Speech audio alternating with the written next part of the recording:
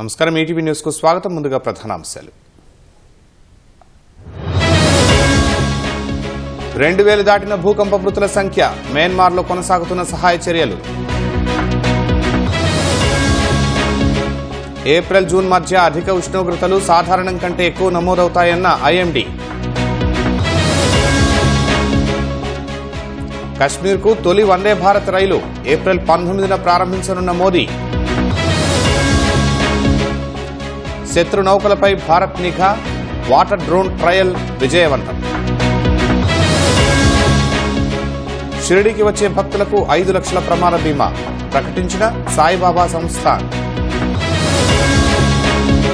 ఛత్తీస్గఢ్లో మరో encounter, Maoist అగ్రనేత భార్య రేణు మృతి. ట్రాఫిక్ పోలీసులకు ఏసీ హెల్మెట్లు, సూర్యుడి భగభగల నుంచి రక్షణ. దాడి జరిగితే ఎదురుదాడి తప్పదు, అమెరికాకు ఇరాన్ హెచ్చరిక.